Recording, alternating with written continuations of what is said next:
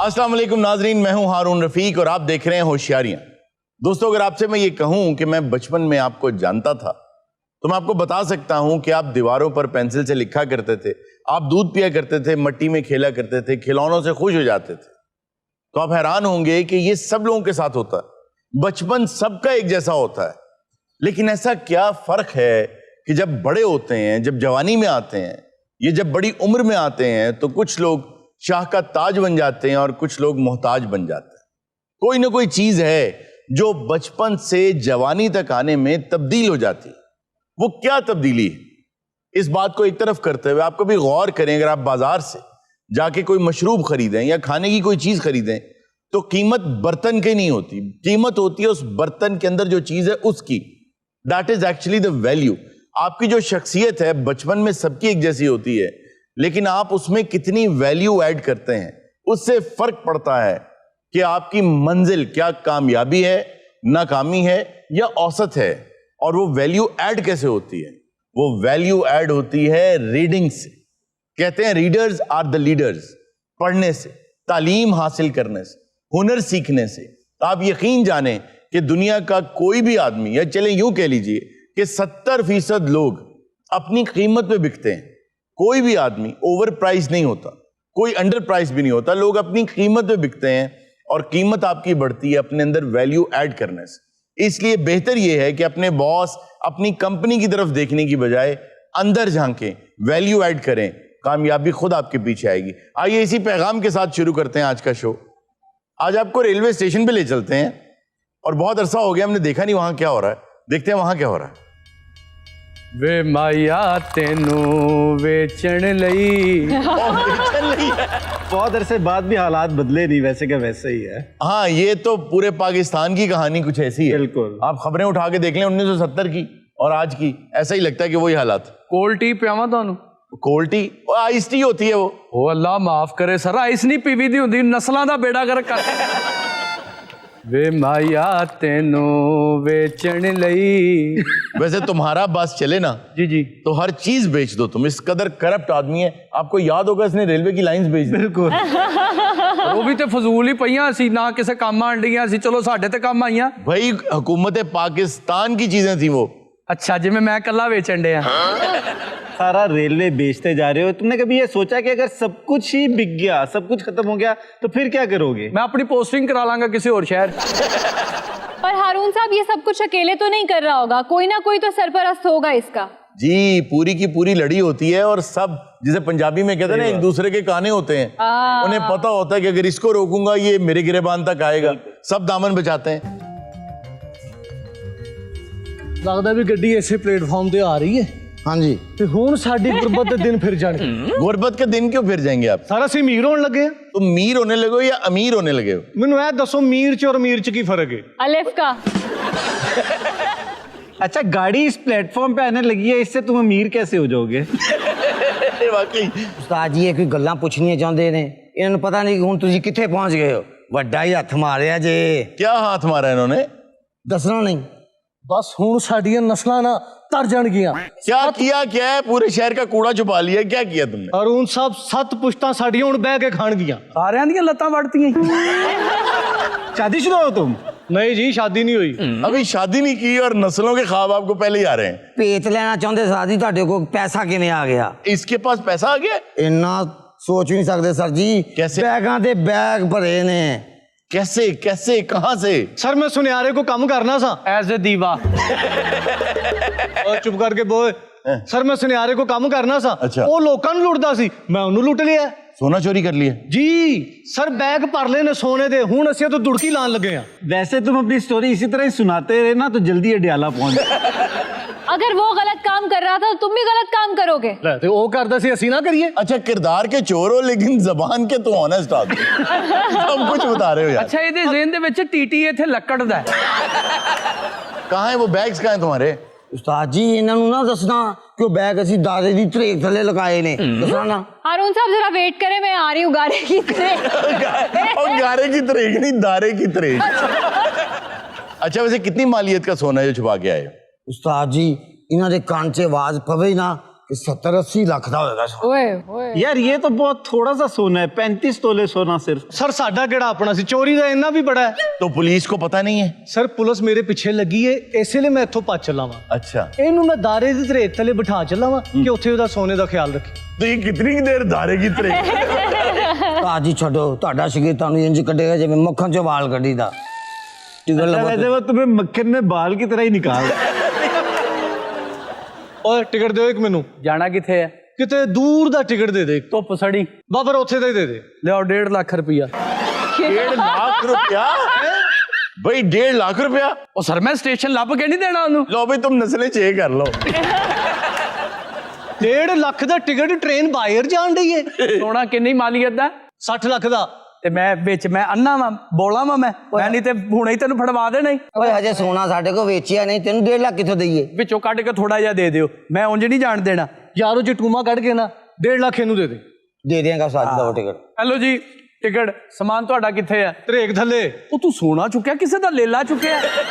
ਤੈਨੂੰ 1.5 ਲੱਖ ਮਿਲ ਜਾਏਗਾ ਤੇਰਾ, ਛੱਡ। ਇਹ ਕੀ ਕਰਦੇ ਆ? ਕੋਈ ਟਿਕਟ ਮੈਂ ਤੁਹਾਨੂੰ ਦੇਤੀ।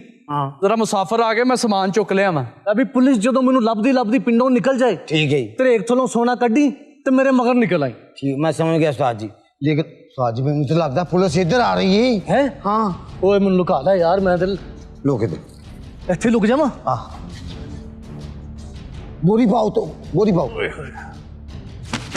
बोलना नहीं जे पुलिस आ भी सकती है, बस तू इसी अच्छे बैठो। उस्ताद जी बोलना ना जे पुलिस आ रही जे। ਹੈ ਪੁਲਿਸ ਆ ਗਈ ਏ। बोलना नहीं, बिल्कुल नहीं बोलना पुलिस आ रही जे, आ रही जे पुलिस आ रही जे। ਮੈਂ ਬੋਲਾਂ ਨਾ ਬੋਲਾਂ, ਤੂੰ ਜ਼ਰੂਰ ਫੜਵਾਏਗਾ ਮੈਂ। ਉਹ ਸਰ ਜੀ, ਮੁਜਰਮ ਏਡਾ ਸੋਨਾ ਲੈ ਕੇ ਤੇ ਸਟੇਸ਼ਨਾਂ ਤੇ ਥੋੜਾ ਫਿਰਦਾ ਹੁੰਦਾ। ਛੱਡ ਦਿਓ ਓਏ, ਛੱਡ ਦਿਓ। अस्सलाम वालेकुम। ਪਤਾ ਕੀ ਹੈ ਸਾਡੀ ਡਿਊਟੀ, ਹਾਂ, ਅਸੀਂ ਤੇ ਲੱਭਣਾ ਜਗ੍ਹਾ ਜਗ੍ਹਾ ਤੇ ਛਾਣਬੀਨ ਤੇ ਕਰਨੀ ਨਾ। क्या हुआ क्या है जी? ਸੋਨਾ ਜੀ ਚੋਰੀ ਹੈ ਕੋਈ ਤਕਰੀਬਨ ਕੋਈ 80 ਲੱਖ ਰੁਪਏ ਦਾ। ਪੂਰੇ ਪਿੰਡ ਦਾ ਸੋਨਾ ਲੈ ਕੇ ਨਿਕਲ ਗਿਆ ਵੀ ਲੋਕਾਂ ਨੇ ਧੀਆਂ ਭੈਣਾਂ ਨਹੀਂ ਵੀ ਆਉਣੀਆਂ। कौन ਇਹਨੂੰ ਉਹਨਾਂ ਦਾ ਫਿਕਰ ਪਿਆ ਕਿਉਂਕਿ 2 ਵਿੱਚ ਇਹਨਾਂ ਦੀਆਂ ਵੀ ਹੈ ਨਾ। अच्छा देखिए, ना भी हो लेकिन फिक्र तो करनी चाहिए ना। ਨਹੀਂ ਨਹੀਂ ਹੈ ਕੀ ਨਾਂ ਜੀ ਇਹਨਾਂ ਦਾ? दानिश। ਦਾਨਿਸ਼। जी जी। ਦਾਨਿਸ਼ ਭਾਈ, ਪਿੰਡ ਦੀਆਂ ਧੀਆਂ ਭੈਣਾਂ ਨੂੰ ਅਸੀਂ ਆਪਣੀ ਧੀਆਂ ਭੈਣਾਂ ਸਮਝੀ ਦੀ। ਹਾਂਜੀ ਹਾਂਜੀ, ਲੇਕਿਨ ਆਪਣੀਆਂ ਹੈ ਨਾ। पर वो सोना तो अभी सुन्यारे के पास था, बिका तो था नहीं, तो वो पूरे पिंड का कैसे हो गया? ਆਖਰ ਜਿਹੜਾ ਸੁਨਿਆਰੇ ਨੇ ਦੁਕਾਨ ਤੇ ਰੱਖਿਆ जी जी। ਉਹ ਪਿੰਡ ਵਾਸਤੇ ਰੱਖਿਆ ਕਿ ਉਹਨੂੰ ਹਸਪਤਾਲਾਂ 'ਚ ਸਪਲਾਈ ਦੇ नहीं तो वो तो नया भी आ जाएगा ना। ਉਹ ਆ ਜਾਏਗਾ, ਲੇਕਿਨ ਜਿਹੜੀ ਚੋਰੀ ਕਿੱਡੀ ਤੂੰ ਦਲੇਰ ਹੈ ਕਿ ਨਵਾਂ ਆ ਜਾਏਗਾ। ਤੇਰਾ 2 ਤੋਲੇ ਸੋਨਾ ਹੋਇਆ ਨਾ, ਤੈਨੂੰ ਡ੍ਰਿਪ ਲੱਗ ਜਾਏ। ते दूसरे पिंड वेखो बंदा निकलना गया होवे, ਤੂੰ ਕਾਕੀ ਕਿਹਦੇ ਨਾਲ ਆ? मैं टिकट लईए। ਉਹ ਸਾਹਿਬ ਜੀ ਬੈਠੋ ਇੱਥੇ, ਕੀ ਹੋ ਗਿਆ ਤੁਹਾਨੂੰ? आसिम साहब, इसमें आपकी बीवी का सोना तो नहीं था? ਨਹੀਂ ਸਾਡਾ ਤਾਂ ਕੁਝ ਨਹੀਂ। ਦੇਖੋ ਨਾ, ਜਦੋਂ ਧੀਆਂ ਭੈਣਾਂ ਹੋਈਆਂ जी जी। ਪਿੰਡ ਦੀਆਂ, हाँ ਜੋ ਸਾਡੀਆਂ ਹੋਈਆਂ ਨਾ, जी जी जी जी जी जी। ਇਹਨਾਂ ਦੀਆਂ ਜਿਹੜੀਆਂ ਕਿੰਨੀਆਂ 2 ਨੇ। यार आप क्यों उनके पीछे पड़ गए? ਸਾਹਿਬ ਜੀ, ਮੁਜਰਮ ਫੜਨਾ ਹੈ ਕਿ ਮੇਰੀਆਂ ਧੀਆਂ ਭੈਣਾਂ ਫੜਨਾ ਹੈ? ਯਾਰ ਟ੍ਰੇਨ ਕਿਹੜੇ ਵੇਲੇ ਦੀ ਖਲੋਤੀ ਇੱਥੇ? ਹੋਰ ਕੋਈ ਮਸ਼ਕੂਕ ਬੰਦਾ ਨਜ਼ਰ ਆਇਆ ਹੋਵੇ ਇੱਥੇ? नहीं जी इतने मैं कल ही है जी फिर। ਮੈਂ ਆ ਗਿਆ ਜੀ। ਧਿਆਨ ਨਾਲ ਤੇਰਾ ਇਨਵੈਸਟੀਗੇਸ਼ਨ ਕਰਨੀ ਆ। ਉਹ ਬਹਿ ਉਹਦੇ ਕੋ ਮੁੰਡੇ ਕੋ ਪੁੱਛ ਕੀ ਕਹੋ। ਹਿਸਾਬ ਨਾਲ ਬੈਠਣਾ ਯਾਰ। ਉਹ ਤੂੰ ਕੌਣ ਆ ਪਰੇ? ਹੋ ਪੁਲਿਸ ਨਹੀਂ ਨਜ਼ਰ ਆਉਂਦੀ ਤੈਨੂੰ? ਓਏ ਚਲੋ ਚੱਲ ਕੇ ਜਾ, ਚੱਲ ਕੇ ਸਰ ਜੀ ਬਹਿ ਜਾ ਜੀ ਇੱਥੇ। ਓਏ ਛੱਡ ਦਿਓ ਥੋੜਾ ਜਿਹਾ।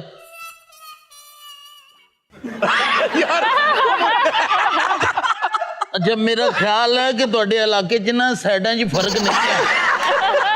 ਮੈਂ ਤੈਨੂੰ ਇੰਜ ਕਰਕੇ ਕਿਹਾ, ਤੂੰ ਇੰਜ ਕਰਕੇ ਹੋ ਗਿਆ। ਸਲਾਮੁਅਲੈਕਮ ਭਾਜੀ। वालेकुम सलाम जी। ਕਿੱਧਰ ਦੀ ਤਿਆਰੀ ਆ? ये अपना लाहौर धुप चढ़ी जा रही जी। ਟ੍ਰੇਨ ਦਾ ਕਿੰਨਾ ਕੁ ਟਾਈਮ ਰਹਿ ਗਿਆ ਆਉਣ ਦਾ? ये कोई नहीं दस सकता खरे कदों आवे। ਮਾਸ਼ਾਅੱਲਾ ਕਾਰੋਬਾਰ ਹੀ ਲੱਗਦੇ ਹੋ ਹੈ। हाँ जी ਕਾਹਦਾ ਕਾਰੋਬਾਰ ਆਪਣਾ? शुक्र अल्लाह दा जी, जमीना अपनियां ਤੇ ਤੂੰ ਖੜੀ ਟਰੈਕਟਰ ਲੈਣ ਜਾ ਰਹੇ ਹੋ? ਇਹ ਜਿਹਦਾ ਇੰਨਾ ਕਾਰੋਬਾਰ ਹੋਵੇ ਉਹਦੇ ਕਹੀ ਧੁੱਪ ਸੜੀ ਜਾਂਦਾ ਹੀ ਨਹੀਂ। ਜ਼ਮੀਨਾਂ ਤੋਂ ਇਲਾਵਾ ਵੀ ਕੋਈ ਆਪਣਾ ਕਾਰੋਬਾਰ?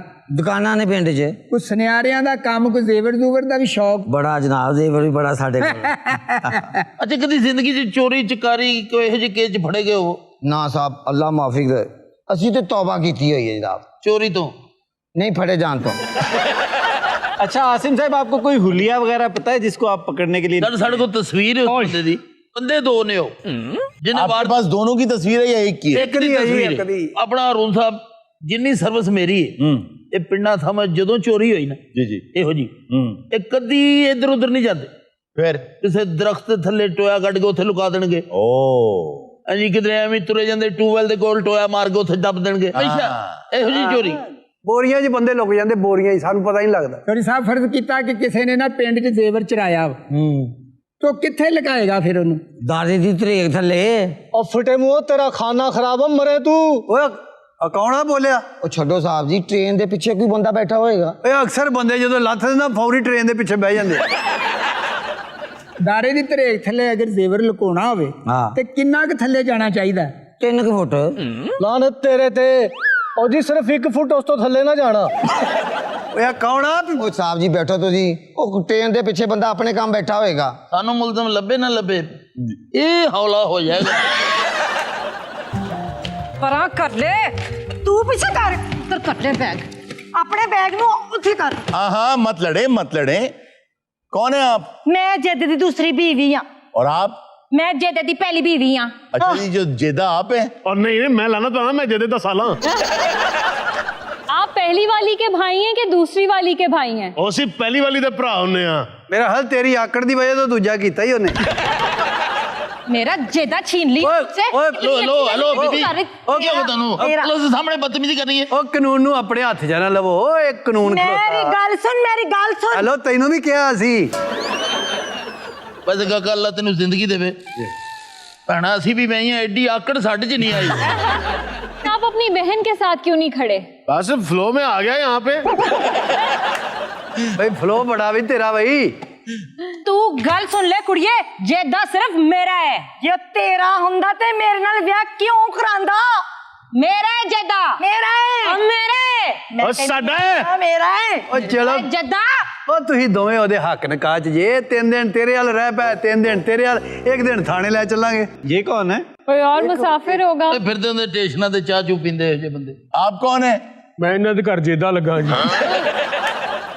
ते जी जेदे दे तिल नु दिल दे देता वा। तिल? वो तिल है ना उनके मौका है यहाँ पे। अच्छा वो तिल नहीं है, वो तकरीबन पूरा मुंह ही है एक और। ਉਹ ਤਿਲ ਹੈ ਉਹ ਤੇ ਲੱਗਦਾ ਉਹਦੇ ਨੱਕ ਦੀ ਸਟੱਪਣੀ ਹੈ।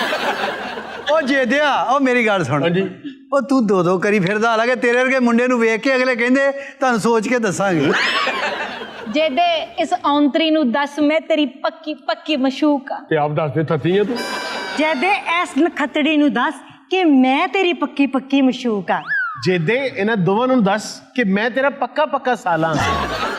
जेदा साहब आप अपनी पूरी फैमिली को लेके जा कहाँ रहे हैं? वो बता देते हैं सर आपको सर आजकल चल रही हैं छुट्टियां जी जी। तो मैं अपनी पूरी फैमिली को लेकर किसी फुरफिजा मुकाम पे जा रहा हूँ। कहाँ?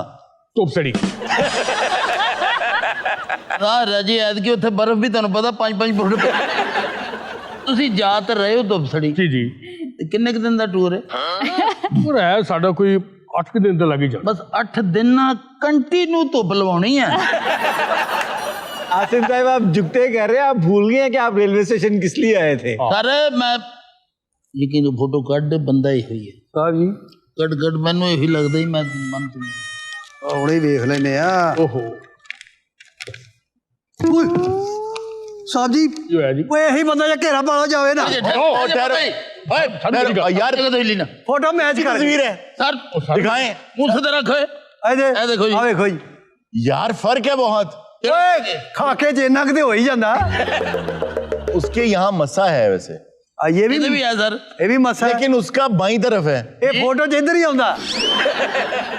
सर तुसी मेरी फोटो ਲਈ ਫਿਰਦੇ ਹੋ ਏਡੀ ਛੇਤੀ ਮੈਂ ਤੀਸਰਾ ਨਹੀਂ ਕਰਨਾ। ਓਏ ਬਕਵਾਸ ਕਰਨ ਦਿਆ ਸਾਹਿਬ ਸਾਰੀਆਂ ਵਿਆਹ ਕੇ ਬੈਠਾ। ਹਾਂਜੀ ਹੁਣ ਇਹਨਾਂ ਦੀਆਂ ਧੀਆਂ ਭੈਣਾਂ ਦੇ ਬਾਰੇ ਸੋਚ ਰਿਹਾ। लेकिन देखो ना। आसिम साहब बालों में फर्क है। पुरानी हो सकती है अच्छा, इतनी पुरानी हो मैं बताऊं जेदा वैसे 2-3 साल पहले ऐसे ही लगता था। हैं अच्छा बिल्कुल यही जनाब, फड़ो यही मुझे। ਇੱਕ ਮਿੰਟ ਠਹਿਰ ਦੇ ਯਾਰ ਗੱਲ ਕੀ ਮੈਨੂੰ ਸਮਝ ਆ ਗੱਲ ਕੀ ਸਰ ਇੱਥੇ ਭਾਈਜਾਨ ਚੋਰੀ ਇਸ ਸੁਨਿਆਰੀ ਦੁਕਾਨ ਤੇ ਸਾਰਾ ਸੋਨਾ ਬੈਗ 'ਚ 70-80 ਲੱਖ ਰੁਪਏ ਦਾ ਸੋਨਾ ਹੈ 70-80 ਲੱਖ ਦਾ ਔਰ ਉਹ ਚੁਰਾ ਕੇ ਬੰਦਾ ਦੌੜਿਆ ਇਹ ਉਹਦੀ ਤਸਵੀਰ ਹੈ। ਉਹ ਸਰ ਤੇ ਉਹ ਤੂੰ ਹੈ। ਉਹ ਸਰ ਮੇਰੀ ਸ਼ਕਲ ਨਹੀਂ ਮਿਲਦੀ, ਮੇਰੀ ਤੇ ਮੇਰੇ ਭੈਣ ਭਰਾਵਾਂ ਨਾਲ ਨਹੀਂ ਮਿਲਦੀ। ਜ਼ਰਾ ਮੈਨੂੰ ਫੋਟੋ ਵਿਖਾਣਾ ਜਲਦੀ ਜਲਦੀ ਇਹ ਦੇਖੋ ਕਾਹਦੇ ਲਈ? ਪਹਿਲੇ ਨਹੀਂ ਵੇਖੀ ਵਿਆਹ ਕਰਾਉਣ ਲੱਗਿਆ। ਕੋਈ ਮੰਨੇ ਜਾਂ ਨਾ ਮੰਨੇ ਜੇਦਾ ਹੀ ਏ ਜੇਦਾ ਹੀ ਏ मैं भी मुजरिम का साथ नहीं देना, जेदा ही है। ਸਰ ਜੀ ਬੰਦਾ ਇਹ ਹੋਇਆ ਜੀ। ਆਹੋ ਸਾਹਿਬ ਜੀ ਇਹੀ ਜੇ ਫੜ ਲਓ ਇਹਨੂੰ। ਓਏ ਓਏ ਆ ਕੌਣ ਆ? ਉਹ ਸਾਹਿਬ ਜੀ ਤੁਹਾਨੂੰ ਪਹਿਲੇ ਵੀ ਦੱਸਿਆ ਟ੍ਰੇਨ ਦੇ ਪਿੱਛੇ ਕੋਈ ਬੰਦਾ ਬੈਠਾ ਏ। ਉਹ ਸਾਹਿਬ ਜੀ ਇਹਨੂੰ ਛੱਡੋ, ਪਹਿਲੇ ਉਹਨੂੰ ਤਾਂ ਫੜੀਏ। ਅੱਛਾ ਮੈਂ ਤੈਨੂੰ ਇੱਕ ਗੱਲ ਦੱਸਾਂ, ਜਿੰਨੀ ਦੇਰ ਦਾ ਉਹ ਬੈਠਾ ਨਾ ਇੰਨੀ ਦੇਰ 'ਚ ਏਡੇ ਏਡੇ ਪੈਰ ਹੋ ਜਾਂਦੇ ਆ। ਸਰ ਜਦੋਂ ਦਾ ਤੁਸੀਂ ਮੈਨੂੰ ਫੜਿਆ ਮੈਂ ਕੋਈ ਝਟਕਾ ਮਾਰਿਆ ਛੁਡਾਉਣ ਦੀ ਕੋਸ਼ਿਸ਼ ਕੀਤੀ ਨਹੀਂ ਤੇ ਫਿਰ ਢਿੱਲੀ ਤੇ ਕਰ ਥੋੜੀ। ਸਰ ਜੀ ਅਗਰ ਤੁਸੀਂ ਇਮਾਨਦਾਰੀ ਨਾਲ ਦੱਸ ਸਵਾਰੀ ਕੋਈ ਨਹੀਂ ਹੈਗੀ, ਕੋਈ ਕੰਮ ਧੰਦਾ ਹੀ ਨਹੀਂ ਲੱਭਾ। ਪਸੀਨਾ ਤੇ ਤੈਨੂੰ ਇੰਜ ਆ ਜੂ 6 ਟ੍ਰੇਨਾਂ ਭੁਗਤਾ ਦੇ। ਓਏ ਉਹ ਬੁਲਾ ਦੂਜੇ ਨੂੰ। ਓਏ ਤੁਹਾਡਾ ਟਿਕਟ 5 ਲੱਖ ਦਾ ਜੇ ਹੁਣ। ਉਹ ਦੂਜਾ ਕਿਹੜਾ ਬਈ? ਉਹ ਸਾਹਿਬ ਜੀ ਇਹ ਕੱਲਾ ਹੀ ਹੈ, ਦੂਜਾ ਇਹਦੇ ਨਾਲ ਕੋਈ ਨਹੀਂ। ਓਏ ਇਹ ਕੌਣ ਆ ਓਏ? ਤੁਹਾਨੂੰ ਦੱਸਿਆ ਬੰਦਾ ਪਿੱਛੇ ਬੈਠਾ ਟ੍ਰੇਨ ਦੇ। ਹੈ ਓਏ ਸਾਹਿਬ ਜੀ, ਓਏ ਆ ਬੋਰੀ ਲੜਦਾ ਹੀ ਆ। ਮੈਂ ਆਉਂ ਤਾਂ ਇੰਨੀ ਦੇਰ ਗੱਡੀ ਪਿੱਛੇ ਬਹਿੰਦੀ ਨਹੀਂ। ਓ ਸਹੀ ਦੱਸ ਓਏ, ਮਿਆਉਂ ਤੇ ਏਡੀ ਹੁੰਦੀ ਨਹੀਂ। ਚਲੋ ਫਿਰ ਵਾਹੂ ਕਰ ਲੋ। ਇਹ ਸਾਡੀ ਆ ਵੇਖੋ। ਵਾਓ ਵਾਓ ਯਾਰ ਮੈਂ ਕਹਿਣਾ ਤੇ ਮੈਂ ਵਾਹੂ ਬੋਰੀ ਕਿਉਂ ਲਾਣ ਦੇ? ਇੱਥੇ ਬੋਰੀ 'ਚ ਕੀ ਕਰਨ ਡਿਆ ਸੀ ਓਏ? ਸਾਹਿਬ ਜੀ ਮੈਂ ਸ਼ਰੀਫ ਆਦਮੀ, ਮੈਨੂੰ ਕੋਈ ਬੋਰੀ 'ਚ ਫਸਾ ਗਿਆ ਸੀ। नाज़रीन वक्त एक छोटे से ब्रेक का, कहीं मत जाएगा, अभी मिलते हैं ब्रेक के बाद। कपड़ियां तो लगता है पीरदार कुड़ी नु आके बंदा पूछता क्या हुआ, बस पापा की जिद की वजह से बारात वापस चली।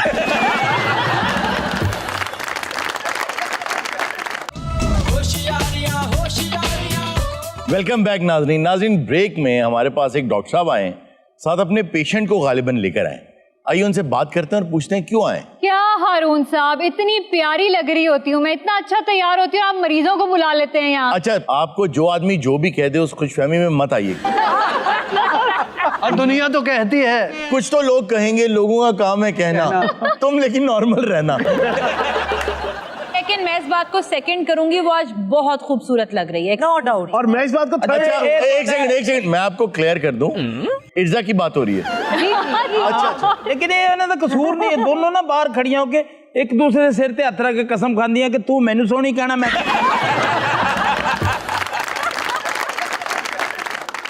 पुरानी कहावत क्या है ना, आरज़ू दी गवाह इर्ज़ा। कैसे आप, खैरियत से? जी अल्हम्दुलिल्लाह। ये बताएं डॉक्टर साहब, आज आप हमारे शो में किस सिलसिले में आए? सर मैंने एक एक्सपेरिमेंट किया है। क्या तजर्बा? तजुर्बा ये था कि एक शख्स जिसकी किडनी डैमेज हो गई थी, ठीक, तो मैंने सर ये किया है कि एक बकरे की किडनी लेकर उसमें ट्रांसप्लांट किया। वाह, तो वो बंदा किधर है? अरे ये है जो बंदा, ये बकरा नहीं है। वाह वाह, ये तो पट्ठे भी मेडिकल स्टोर तो लगते हैं। आज के बाद सर मेरा मटन खाना तो हराम हो गया। इनकी अपनी जो किडनी थी उसको प्रॉब्लम क्या था? कोई प्रॉब्लम नहीं था सर, इनकी किडनी ठीक थी, बिल्कुल फिट थी। तो आपने क्यों लगाई बकरे की? सर मैंने एक्सपेरिमेंट करना था। तो किसी बीमार आदमी पे कर लेते। तो ये बीमार हो ही नहीं रहा था। अच्छा, आपने ऑपरेशन से पहले इनकी किडनी वाली जगह सुन की थी? नहीं इसकी जरूरत ही नहीं पड़ी। क्यों? सर ये आदि मुजरिम है, पता नहीं पहले चित्र खानदा रहा किसी को। जरा जी तकलीफ नहीं हुई। लेकिन ये काम आपने कितने टाइम पहले किया है? देखिए जी, पहले के एक्सपेरिमेंट हो चुका दुनिया में, लेकिन वो बंदा वेंटिलेटर पे था, लेकिन मैंने चेंज दिया सर। वाह, जीते जागते बंदे में। और वो चल पड़ी है? जी चल पड़ी। चल रही है जी, चल रही है। खुरली दे आले दुआले फिरदा इंज कर। हारून साहब जो पहले एक्सपेरिमेंट की बात कर रहे हैं वो हुआ जरूर था, मगर वो बंदा मर गया था आई गेस। ब्रेन डेड था वो जिंदा था, मतलब लेकिन वो किडनी 54 आवर्स तक के लिए काम की थी बस। करना ही उसने इतना था, उसकी वजह ये थी कि वो आदमी था वेंटिलेटर पे। ओके। इसको कहते हैं जेनो ट्रांसप्लांट, कि किसी एनिमल की कोई भी ऑर्गन आप उठा के किसी ह्यूमन को लगा दें। सही। तो आज तक तजर्बात कामयाब नहीं होते थे। होता ये है कि आपकी जो पूरी बॉडी है, आमतौर पे आप समझते हैं कि मेरा दिमाग कुछ और कह रहा है, दिल कुछ और कह रहा है, तो दिल तो नहीं सोचता, असल में तो पूरा आप सरापा ब्रेन है आप। बेशक, जिस तरह इन्हों का मुंह कुछ कह रहा है, सिर कुछ कह रहा है। तो आपकी जो पूरी बॉडी है ना, सही, वो एक दिमाग की तरह एक वजूद है पूरा। तो जब कोई फॉरेन चीज उसके अंदर आके लगती है ना, बाहर की चीज, तो वो उसको रिजेक्ट कर देता है। रिजेक्ट करने का तरीका ये होता है कि वो पहले जो पिंक चीज होती है, आप ह्यूमन बॉडी के अंदर जितना भी गोश्त है या ऑर्गन है वो पिंक होते हैं, तो जो पिंक चीज है जब वो उसको लगा देते हैं तो आहिस्ता आहिस्ता ब्लू होना शुरू हो जाती है। इसका मतलब ये है कि बॉडी उसको रिजेक्ट कर रही है। ठीक है। फिर उसके बाद वो डार्क ब्लू से एकदम ब्लैक हो जाती है, विच मीन्स के बॉडी ने रिजेक्ट कर दिया। यानी कि ऐसी, यानी इनको भी बॉडी ने तकरीबन रिजेक्ट ही कर दिया। अच्छा, तो ये पूछना चाहिए भी ये ज़ैनो ट्रांसप्लांट कराने तो पहले तो ज़ैनो ने काम नहीं किया। वो जो आप बंदा कह रही ना जो मर गया, वो हुआ ये था कि बहुत बड़ा ब्रेक थ्रू ये था कि नॉर्मली जब भी लगाते थे तो वो ब्लैक हो जाता, सही। तो वो 54 आवर्स तक इट स्टेड पिंक। अच्छा। और वो यूरिनरी ट्रैक के थ्रू वो यूरिन बनाता रहा। जो आखिरी एक्सपेरिमेंट था अच्छा रहा, ऑल्दो उससे पहले एक हार्ट भी लगाया गया था। जी, ये किडनी बाद में लगी है। अच्छा। सबसे पहले हार्ट लगाया गया था। और वो कितनी देर चला? 2 मंथ्स आई गेस वो चला था। लो जी, मैनू कसम चका लो, इन्हां गल्लां दा मैनू नहीं पता। कपड़ियां तो लगता है पीरदार कुड़ी नु आके बंदा पूछता क्या हुआ, बस पापा की जिद की वजह से बारात वापस चली गई।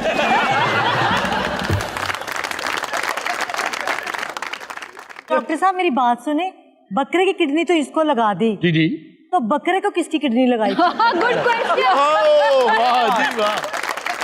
उसका जवाब मैं आपको दूंगा। जी एदी कट के मैं उन्होंने लाई जी। ओ आपकी कैसी तबीयत है अब? अल्हम्दुलिल्लाह मैं बिल्कुल ठीक हूँ। जो मैं इनका शुक्रगुजार हूँ। वाह। इन्होंने मेरा ऑपरेट किया है, मेरी फैमिली भी खुश है, मैं भी खुश हूँ, और मैं सरवाइव कर रहा हूँ पूरी दुनिया में। यह बड़ी बात है यार। वैसे यार तेरी उर्दू तो लगता है कि किसी पढ़े लिखे बकरे का गुट। और हरून साहब ਇਹਦੇ ਬੱਚੇ ਨਾ ਹੁਣ ਤਾਰਫ ਕਰਾਉਂਦੇ ਨੇ। क्या? ਸਾਡੇ ਪਾਪਾ ਨਾ ਦੋਂਦਾ ਨੇ। 54 आवर्स हो गए ऑपरेशन को? 3 मंथ हो गए हैं मेरे पे। अगर ऑपरेशन को 3 महीने गुजर चुके हैं तो ये स्क्रब्स क्यों पहने अभी तक? सर मैं इस तो नहीं ला रहा, जो ऑपरेट करन लगे ना, इन्होंने पहले मेरी उथों कमीज भी कट दी थी। ये बताएं कि आप उसके बाद अपने अंदर कोई तब्दीली महसूस तो नहीं करते? सर को आवाज नहीं ताड़ी क्लियर आ रही। आप अपने अंदर कोई तब्दीली महसूस तो नहीं करते? नहीं सर क्लियर, एक मिनट जरा जी। आवाज नहीं क्लियर आ रही? नहीं सर क्लियर आवाज नहीं आ रही। क्या करने लगे? ये क्या कर करेगा। ये क्या? यार ये जुराबे क्यों लटका रहे हैं? जी जी सॉरी। आपने आप जब ये लगा लेते हैं तो आवाज क्लियर आती है। हाँ नहीं पता नहीं कैसा कोई ऐसा सडन मामला है सर, बड़ी प्रॉब्लम हो रही है। जब मेरी बेगम मुझे आवाज देती है ना तो मैं कहता हूँ 1 मिनट मुझे सॉक्स ढूंढ लेने दो। अच्छा, तो ये ना एक्चुअली आपके ना लग रहा है जैसे बकरे के कान है। ਇਹ ਉਸ ਬੱਕਰੇ ਦਾ ਇਹਨੂੰ ਗੁਰਦਾ ਲੱਗਾ ਹੈ ਜਿਹਦੇ ਰਾਜਨਪੁਰ ਦੇ ਕੰਨ ਨੇ। जिन्ना लम्बे दे कंन ने, तो लगता सारे बकरियां चुगलियां ही सुनदा। एक तो हमें साइड इफेक्ट आपका नजर आ गया, हाँ इसके अलावा तो कोई साइड इफेक्ट नहीं। नहीं सर इस तो अलावा कोई भी साइड इफेक्ट नहीं। हारून साहब इसको यहाँ से भेजे, बोलो बराज का खर्चा। ਹरून ਸਾਹਿਬ ਹੁਣ ਤੇ ਆਪਣੀ ਬੀਵੀ ਨੂੰ ਆਵਾਜ਼ ਵੀ ਇੰਜ ਮਾਰਦਾ ਹੈ। ਮੀਦਾ कोई ऐसा साइड इफेक्ट नहीं है। डॉक्टर मना कर दिया ना कि गुर्दे दे ऑपरेट तो बाद वजन ना चुको। जी जी। मैं वजन भी चुक रहा वहां, मैं हर चीज घर दे काम कर रहा Very good यार। वहां, बिल्कुल कोई साइड इफेक्ट नहीं।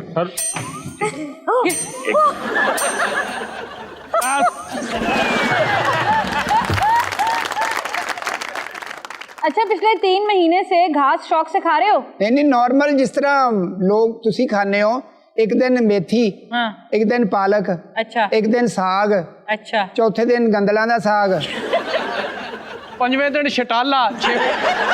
ये ऑपरेशन हाँ, एक्सपेंसिव तो होगा? अरे एक्सपेंसिव तो है सर। कितना एक्सपेंसिव? कितने पैसे लगे? ये तकरीबन टोटल 27,000।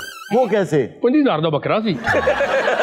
500 ਰਕਸ਼ੇ ਦਾ ਕਿਰਾਇਆ, 500 ਦੀ ਕੈਂਚੀ ਲਈ। अच्छा। 1000 ਮੇਰੀ ਜੇਬ ਚ ਪਾਇਆ, ਭੁੱਲੇ ਨਹੀਂ। ਇਹਨੂੰ ਬੇਹੋਸ਼ ਕਰਨਾ ਹੋਵੇ ਤੇ 1000 ਰੁਪਏ ਜੇਬ ਚ ਪਾ ਦੇਗਾ। पर कोई ऐसा मसला ही नहीं का जी, नॉर्मल जिंदगी गुजारिया वहां। ਮਾਸ਼ਾਅੱਲਾ ਜੀ। ਇਹ ਨਾਰਮਲ ਜ਼ਿੰਦਗੀ ਹੈ ਤੇ ਲੱਗਦਾ ਬੱਕਰੇ ਨੂੰ ਕੋਈ ਯਾਦ ਕਰ ਰਿਹਾ। नहीं नहीं, वो मक्खी तंग कर रही है ना। अच्छा, लेकिन ऑपरेशन के बाद सबसे पहला काम क्या किया तुमने? ਉਹ ਤਾਂ ਆਪਰੇਸ਼ਨ ਇੰਨੀ ਦਿਲਚਸਪੀ ਲੈ ਰਹੀ, ਮੇਰਾ ਖਿਆਲ ਹੈ ਦੋਨੋਂ ਚੇਂਜ ਕਰਾਏਗੀ। ऑपरेशन तो बाद इन्होंने जड़ी नरम गज़ा दसी सी, हाँ जी। ਉਹਦੇ ਮੁਤਾਬਕ ਹੀ मैं बस फिर मैं खांदा रहा वां जो मेरा दिल कीता। नॉर्मल जिंदगी जी। माशाअल्लाह। यार बड़ी नॉर्मल। यार तुम जितनी नॉर्मल जिंदगी गुजारे ना, बस झांझरी हेलो ਉਹ ਤੂੰ ਕਹਿੰਦਾ ਬੱਕਰੇ ਵਾਲਾ, ਮੈਨੂੰ ਲੱਗਦਾ ਤੂੰ ਕੁੱਤੇ ਵਾਲਾ ਪਾਤਾ। नाजरीन वक्त हुआ एक छोटे से ब्रेक का, कहीं मत जाएगा। अभी मिलते हैं ब्रेक के बाद। ਅੱਛਾ ਇੱਕ ਮਿੰਟ, ਮੈਨੂੰ ਇਹਦੇ ਕੋਲੋਂ ਇਹ ਪੁੱਛਣ ਦਿਓ ਕਿਹੜਾ ਕੁੱਤਾ ਸਬਜ਼ੀ ਖਾਂਦਾ?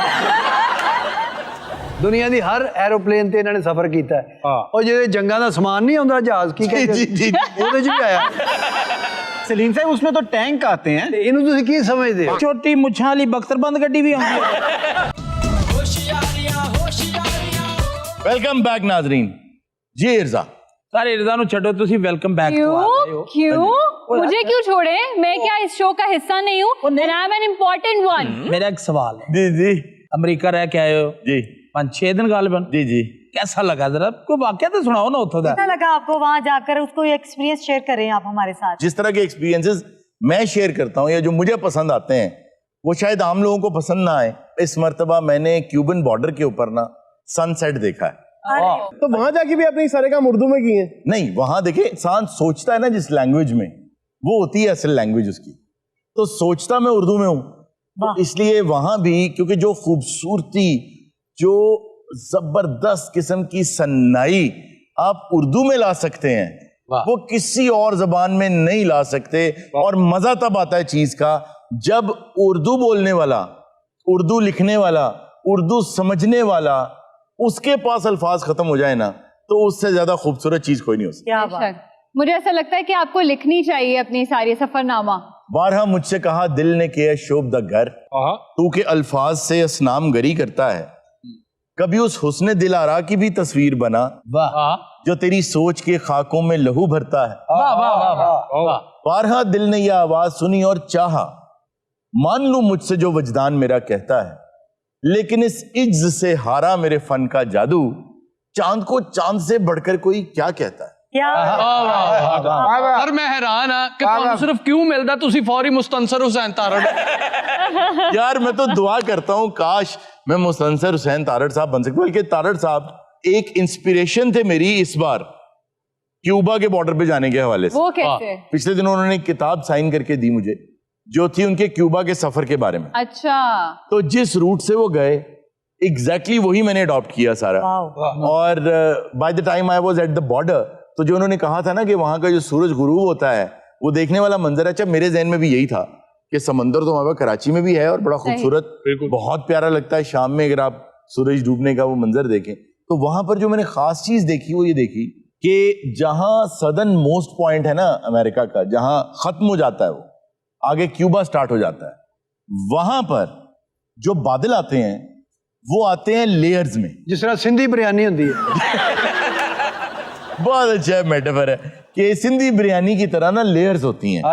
और मजे की बात यह है कि उनमें सबसे नीचे जो होते हैं वो सफेद बादल होते हैं, उसके ऊपर काले होते हैं, उसके ऊपर फिर सफेद बादल होते हैं। मैं क्या लगता ना कपड़े वाली दुकान च थान लगे जल्दी है ना, सोच उतो तक।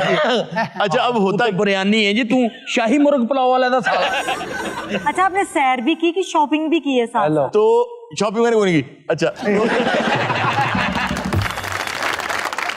तो वो जो लेयर्स है ना, उन लेयर्स का कमाल ये होता है कि जब सूरज गुरूब हो रहा होता है तो सेंटर वाली जो लेयर है यूं लगता है कि जैसे आग लग गई है। और आग के इस तरफ भी सफेद बादल हैं और इस तरफ भी सफेद बादल। तो आपको यूं मंजर नजर आता है कि पूरे आसमान पर एक आग का अलाव जल रहा है जिसके ऊपर एक सफेद चादर किसी ने ऊपर रखी हुई है, उसको आग नहीं लग रही। और नीचे समंदर में आपको सूरज नजर नहीं आता, गुरूब होने के बावजूद वो आसमान पे आग लगाए रखता है। वाह। सर मैं एक तजर्बा करके आया हूँ। मैं बच्चों के साथ गया यूबिया। इसमें तजर्बा क्या है? बच्चे अपने थे। वो तजर्बा ये है कि उन्हें देखा कि शायद मरी जाके लोग मान लेने के बच्चे मेरे। क्या तजर्बा? मेरे बेटे ने कहा मैंने बादल देखने। अच्छा। मैंने कहा बेटा आप ऊपर होंगे बादल नीचे। बस फिर इन्हें लक नूं दुपट्टा बन्ने है, बादल वाला गाना लाया है, कहने पापा मान गए हैं तानू। मेरा बच्चा कहता है मैंने बादल घर लेके जाने। अच्छा। मैंने बादल कैद किए वहां पर। अच्छा। आप गाड़ी ऊपर ले जाएं, यूबिया से बादल यहाँ पर आ रहे हैं, जिस तरफ से आ रहे हैं उस तरफ के शीशे खोलें, बादल आपकी गाड़ी के अंदर आएंगे, आप शीशे ऊपर करें, तजर्बा करके देखने में करके आए हूँ। अरे वाह, आप बादल घर ले आए हैं। अरे रात ਨੂੰ पता घबरा के उठे क्यों? वो बदल दूसरे कमरे में बड़का मार रहा था। तभी आप मुस्तंसर हुसैन तारड़ साहब का जिक्र कर रहे थे, तो एज अ स्टूडेंट पूछ रही हूँ कि जो उन्होंने लिखा आपने वो खुद भी वहां पर जाके एक्सपीरियंस किया है, तो आपको लगता है कि जो भी वो लिखते हैं वो एज इट इज लिखते हैं या फिर वो क्रिएटिव लिबर्टी लेते हैं दूसरे राइटर्स की तरह? होता ये है कि जब भी कोई चीज आप अपनी आंखों से देखते हैं, वो फिल्म भी हो सकती है, वो रियलिटी भी हो सकती है, वो हमेशा आपको वैसी ही नजर आती है जो कि हकीकत होती है, और हकीकत कभी बहुत ज्यादा खूबसूरत नहीं होती। ओके। जब आप किताब पढ़ते हैं ना तो आप वो अपने दिमाग के अंदर बुनते हैं और जो चीजें आप बुनते हैं वो दुनिया की सबसे खूबसूरत बुनते हैं ना। तो इसी तरह आप नोट करें, जब भी फिल्में होती हैं कि ये रियल स्टोरी है, तो उसमें जो कैरेक्टर्स होते हैं कितने प्यारे लग रहे होते हैं, एंड पे जब वो असली तस्वीरें दिखाते हैं कि ये वाकया इनके साथ हुआ था, वो आप लोगों की तरह के ऑर्डिनरी लोग होते हैं, आपकी तरह के नहीं। और सर इसीलिए ये होता है कि अगर किसी नॉवल पे फिल्म बनी और आपने नॉवल पहले पढ़ा हो तो आपको वो फिल्म आमतौर पे अच्छी लगती नहीं है। उसकी वजह ये है कि नॉवल पढ़ते हुए दुनिया के बेस्ट एक्टर्स अपनी बेस्ट एक्टिंग आपके जहन में कर रहे होते हैं, तो वो एक्चुअली हो नहीं सकती। मैं आज तक ऐसे डॉक्टर के इंतजार में हूँ जो हाउस टीवी सीरीज में होते थे। कोई भी नहीं। हाँ एग्जैक्टली, ऐसा हो ही नहीं सकता। और बल्कि पिछले दिनों आपने देखा होगा नेटफ्लिक्स की एक वो सीरीज भी खत्म हुई है, ब्लैक लिस्ट जी, उसके अंदर भी मतलब आई मीन लाइक इतना परफेक्ट कोई इंसान नहीं हो सकता। तो तारड़ साहब ने जो अपने सफरनामे लिखे हैं जी, बेहतर ये है कि आप उस जगह पर जाने से पहले वो पढ़ लें, क्योंकि वो इतना खूबसूरत बयान करते हैं कि मुझे ये लगता है कि ये दुनिया जो है ना, इसको वो देखते हैं। रेम्ब्रांड का पता है नहीं, या गोगां का? आर्टिस्ट हैं बहुत बड़े, बहुत बड़े पेंटर्स हैं। अच्छा, गोगां या रेम्ब्रांड, वो उनकी नजर से दुनिया को देखते हैं। तो ऐसा ही लगता है, तो बल्कि उनके लिए क्लैप होनी चाहिए।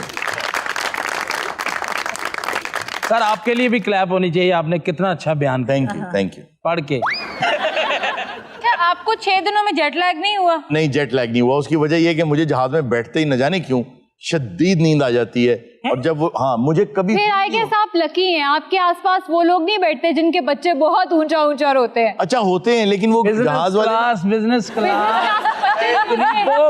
क्लास में बच्चे नानी का सूट पा के शो करना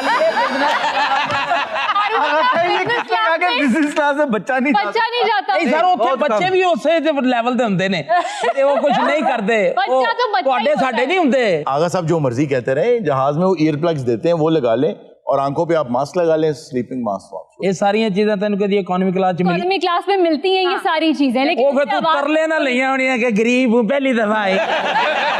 ए बाबू दे ते कन्ना दे तला, ए बाबू अखा दे तला होने दे। ऐसा लग रहा है कि आगा साहब ने कभी सफर नहीं किया। किसने?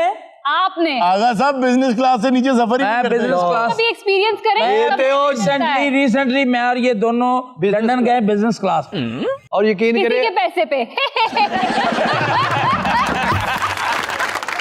ਤੁਸੀਂ ਆਪਣੇ ਪੈਸੇ ਤੇ ਜਾ ਕੇ ਉਹਨੇ ਦਾ ਉਥੋਂ ਵਾਜਾ ਲੈ ਆਉਂਦੇ ਹੋ। ਦੁਨੀਆ ਦੀ ਹਰ ਐਰੋਪਲੇਨ ਤੇ ਇਹਨਾਂ ਨੇ ਸਫ਼ਰ ਕੀਤਾ ਹੈ। ਉਹ ਜਿਹੜੇ ਜੰਗਾਂ ਦਾ ਸਮਾਨ ਨਹੀਂ ਆਉਂਦਾ ਜਹਾਜ਼ ਕੀ ਕਹਿੰਦੇ जी ਉਹਦੇ 'ਚ ਵੀ ਆਇਆ। सलीम साहब उसमें तो टैंक आते हैं, ਇਹਨੂੰ ਤੁਸੀਂ ਕੀ ਸਮਝਦੇ ਹੋ? छोटी मुछां वाली बख्तरबंद गड्डी भी आਉਂਦੀ है। अच्छा, उनको ना आगा साहब के बाद ख्याल आया था कि यार अगर इसे आ सकता तो इसमें टैंक भी आ सकता है। पता किस गल दी खुंदक है? तारड़ साहब दी किताब। लेकिन एरोप्लेन में आगा साहब के लिए स्पेशलाइज्ड सीट्स होती हैं, बड़ी होती होंगी ना वो तो? काफी बड़ी, वो ना अलहदा सोफा लगा हुंदा, नाल मेरा हुक्का पिया हुंदा। आगा साहब तो एयरपोर्ट पे जाके ये भी नहीं कह सकते, मैंने तो आज सोचा है कि यार लेग रूम वाली सीट दे दो। आगा साहब एक बात सच बताएं, जब आप बिजनेस क्लास में बैठते हैं तो टांगे नीचे लगती हैं या लटकती हैं? नहीं, मैनू उते खल ला रहे होंदे मेरे अंदर। मैनू ना मैंने पुट्ठा लटकाया हुंदा, पायलट मेरे कोल खड़ा हुंदा, कहदी पावे मैं लेने हैं। ਜਦੋਂ ਬਿਜ਼ਨਸ ਕਲਾਸ 'ਚ ਅਸੀਂ ਗਏ ਆ ਨਾ, ਉਹ ਸੀਟ ਹੁੰਦੀ ਹੈ, ਇਹਨੇ ਪਤਾ ਨਹੀਂ ਕਿਸ ਤਰ੍ਹਾਂ ਉਹਨੂੰ ਸਿੱਧਾ ਕਰ ਲਿਆ, ਸਿੱਧਾ ਕਰਕੇ ਤੇ ਸੌਂ ਗਿਆ। ਮੈਂ ਪਰੇਸ਼ਾਨ ਵੀ ਇਹ ਕਿਉਂ ਨਹੀਂ ਹੋ ਰਹੀ। ਮੈਂ ਇਹ ਹੋਸਟਲ ਨੂੰ ਬੁਲਾਇਆ, ਮੈਂ ਕਿਹਾ ਸੀਟ ਬਿਲਕੁਲ ਸਿੱਧੀ ਨਹੀਂ ਹੋ ਰਹੀ। ਉਹਦੀ ਹੋਈ ਉਹ ਘੰਟਾ, ਕਹਿੰਦੀ ਇਹ ਸਿੱਧੀ ਨਹੀਂ ਹੁੰਦੀ, ਉਹਨੇ ਬਦਨ ਨਾਲ ਤੋੜ ਲਈ ਹੈ। इम्पोर्टेंट क्वेश्चन, इतना सा दरवाजा होता है बाथरूम का, इतना सा। जी आगा साहब आप कैसे गए बाथरूम में? उसमें खड़े हो जाते हैं, कहते हैं यार इधर किसे ना आने। एक दो तो उन्होंने पैसेंजर्स ने पूछा ये आदमी अंदर क्या देख रहा है, उन्होंने कहा देखना अंदर ही है ये। और वाशरूम 'ਚ ਜਾਈਏ ਅਕਸਰ ਹੋਇਆ ਐਰੋਪਲੇਨ 'ਚ ਗ੍ਰੀਨ ਪੱਟੀ ਬਲ ਪੈਂਦੀ ਹੈ ਨਾ, ਇਹ ਬੜੇ ਤਾਂ ਸਾਰੀਆਂ ਬੱਤੀਆਂ ਬਲ। और तुहानू पता इन्होंने खाना क्यों नहीं देंगे जहाज? क्यों? कहते यार जे बाथरूम चला गया तो बड़ा मसला। ਜਹਾਜ਼ ਭਈਆ ਜਦੋਂ ਲੈਂਡ ਕਰਦਾ ਪਹਿਲੇ ਟਾਇਰ ਖੋਲ ਦੇਣਾ, ਜੇ 6 ਬੈਂਦਾ ਉਹਦੀਆਂ ਅੱਖਾਂ ਖੁੱਲਦੀਆਂ। और सर जो जहाज लैंड करता ना, ਉਹਦੀ ਕੋਈ ਆਵਾਜ਼ ਆਉਂਦੀ, ਲੈਂਡ ਕਰਦੇ ਹੀ ਕਹਿ ਰਿਹਾ ਹੁੰਦਾ ਪਾਣੀ। ਆਗਾ ਸਾਹਿਬ ਤੇ ਇੰਨਾ ਬਾਥਰੂਮ ਤੋਂ ਡਰ ਗਏ ਨਾ, पेट च गड़बड़ भी हो रही, कहते यार सलीम तू चल जा मैं फंस जाना। मुझे खुद ये वाकया बताया सलीम ने कि आगा साहब जब पहली बार गए तो उनके वॉशरूम्स भी ना जरा बहुत ही खूबसूरत बनाए होते हैं उन्होंने। तो इन्होंने वॉशरूम खोला, इन्हें समझ ही नहीं आई कि ये ना टॉयलेट है। ना ना कुछ भी नहीं मैनू आया, अंदर वड़ के तो मैं कहता मेरी सस दा घर, मैं कहा अम्मी सलाम अलैकुम। तो बहुत ही खूबसूरत वॉशरूम्स होते हैं, तो बहुत लैविश और डेकोर हुई होती। उन्होंने दरवाजा खोला तो बंद करके एकदम सलीम कहता वो ये तो मैंने किचन लगता है। तो ये हरून साहब वाकया सुनो, बेच कोई ना बोले, मैं तो नहीं कोई वाकया नहीं है। नाज़रीन ये था आज का शो, इंशाल्लाह आपसे मुलाकात होगी नेक्स्ट शो में। अपना बहुत सा ख्याल रखिएगा। अल्लाह हाफिज।